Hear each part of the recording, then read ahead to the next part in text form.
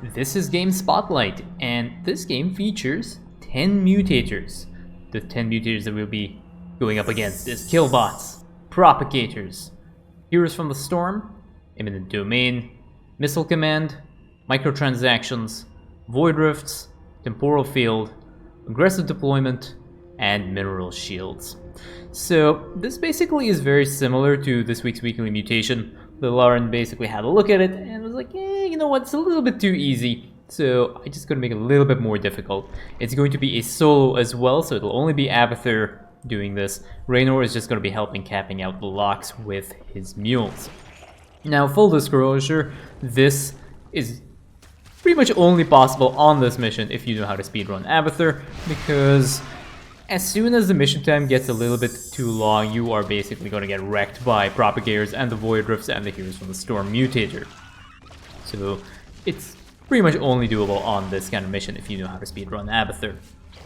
Now, this mission, Game Spotlight, is something I want to try out, and my initial plan was to have it showcase and feature some of the best co-op players doing some really cool stuff. And, doing some really insane challenges. But, as time has gone on and as I've been thinking about it a little bit more, I've been wondering whether I want to keep this a little bit more inclusive to the rest of the community.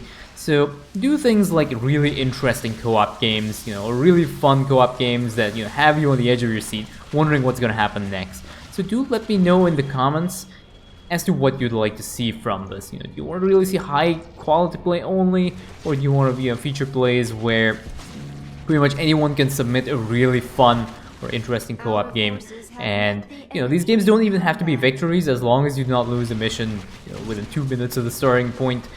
If these missions are you almost won them and you lost, then those might also be games that I'd be interested to cast. Do let me know in the comments if there's something you want to see. Now is your chance to speak up and let me know what you want from this series, because I myself do not know what I want from this series. Now, you'll see that this mutator set is 10 mutators, obviously, not particularly easy to deal with. The other thing to know is there's a total of 49 points, I believe, in this total mutator set in terms of mutator difficulty. Now, when I say 49 points, I'm talking about the comparison to Brutal Plus difficulty.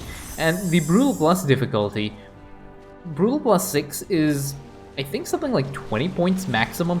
So LilArrin's basically doing a 49-point mutation, which is much more difficult than what the average person would be normally expected to deal with. You can see they're deep tunneling the Brutalisk across, and now they will be dealing with this next attack wave, which will consist of a bunch of Zerglings and Raynor, who has suddenly realized that Abathur has already powered up and has 3 Brutalisks, are way more than happy to gobble up his face. And as you can see, there's a random killbot here that has converted one of these spine crawlers, but Abathur has already gotten his 3 Brutalisks out, and he is in the process of capping the 4th out of the 5th lock here. Now, one very important thing for Abathur is, if you were paying attention to what he was doing while I was rambling on about this new series, is that Abathur has basically tried to get out his Brutalisks as fast as possible because they correspond to such a large power level.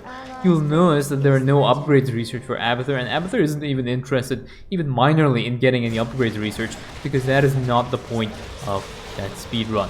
His goal is basically to try cap the locks as quickly as possible, clear out anything else that might try and recap the locks, and then just move to the next lock. And you can see Raynor dropping his mules to help Abathur in that lock capturing process. And the other thing to also notice, see that he has pretty much no cooldowns available to him. He's basically used his men to the best of his abilities. He's using his Toxic Nest as much as possible to stall the attack waves, and using deep tunnels to move his Brutalisk a little bit behind so they do not get randomly aggroed by this Hybrid Dominator. But this is basically going to be the last lock that's going to be captured in just a little bit. This Hybrid Dominator will also end up getting picked off. There's one random deep tunnel here. I do not know where that Brutalisk went. I think it was there just to shoo that Overseer away, but this is basically the last lock captured while the Propagators are ravaging Abathur's base. But that doesn't really matter, it's a little bit too late for Amon because those are all the locks captured, and that is GG.